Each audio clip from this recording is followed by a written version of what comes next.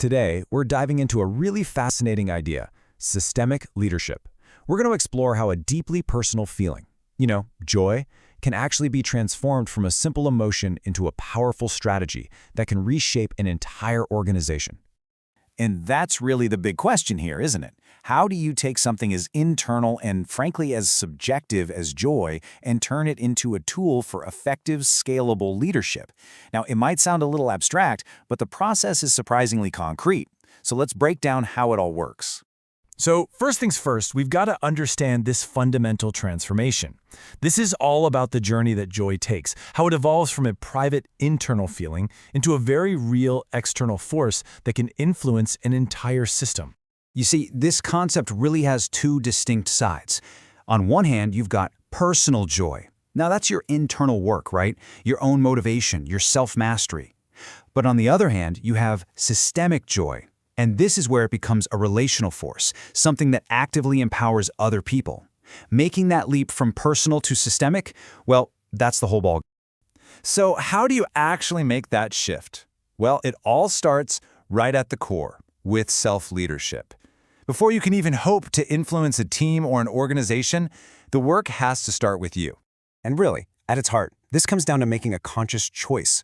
It's about you choosing self-regulation instead of just reacting to all the external pressures. It's choosing your own internal alignment over constantly seeking external approval. This isn't some passive state. It's a deliberate, active practice of mastering your internal world first. And this is where you start to see the payoff from all that internal work. When a leader is truly grounded in self-leadership, the effects are tangible. People on your team just feel safer. Teams find their footing and stabilize much faster after disruptions. And the energy in a room, it can shift for the better, often without you even saying a single word. Your presence itself becomes a strategic asset. Okay, so once that internal foundation is rock solid, we hit this really critical turning point, the shift to empowerment. This is the moment where your private practice becomes a public model for everyone around you. And this path, well, it lays out the progression perfectly. It all starts with that internal practice, that deliberate, conscious work we were just talking about. From there, it grows into embodied joy, where you're not just doing it, you're truly living it. And that final, most impactful step, that's empowering joy, where you actively model this way of being for others to see and learn from. And that, right there, is the essence of empowering joy. It's the ability to make this mindset visible and tangible for your whole team. It's not about just telling them to be joyful. It's about modeling it so effectively that it becomes a lived reality within the organization. And this is often guided by specific, structured frameworks that make it easier to follow. All right, so modeling sounds great, right? But how do you scale it? How do you make this a sustainable part of your organization's culture without it leading to massive burnout? This is really the engineering challenge of systemic leadership. And that's the million-dollar question, isn't it? I mean, if your leadership depends on you constantly projecting a feeling, you're going to get exhausted. It's just not sustainable for anyone. So what's the solution? Well, the solution is to build a system around it. You have to transform joy from this fleeting feeling into a reliable leadership feedback loop.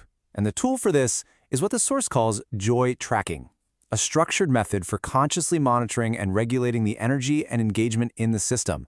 That's what makes the practice both renewable and sustainable. And listen, this next distinction is absolutely critical. Think of it like this. A personal habit, like journaling, that's for you. It's personal. But a professional competency, now that's a whole different beast. It's grounded, it's structured, and most importantly, it's transferable. This is how you take your personal practice and responsibly teach it to others, making it part of the organization's DNA. So, when you put all these pieces together, what does it actually look like in action? Well, the source material gives us this beautiful, really powerful metaphor to help us see it, the Lighthouse Effect. So let's do that for a second. Let's just picture a lighthouse.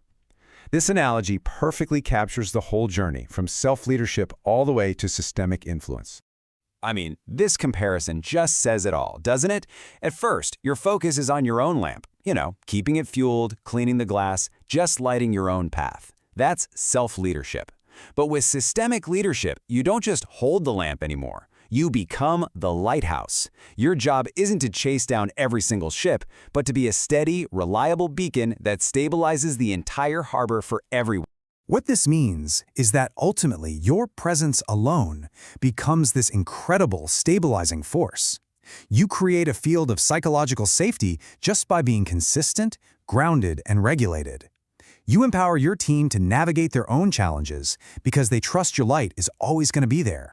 And that, right there, is the ultimate measure of success. The proof isn't in how joyful you happen to feel on any given day. The real proof is how sustainably this empowered mindset is being lived by the people within your system long after you've even left the room. It's a conscious, professional competency. So let's end with a question for you to really think about. Take a look at your own leadership.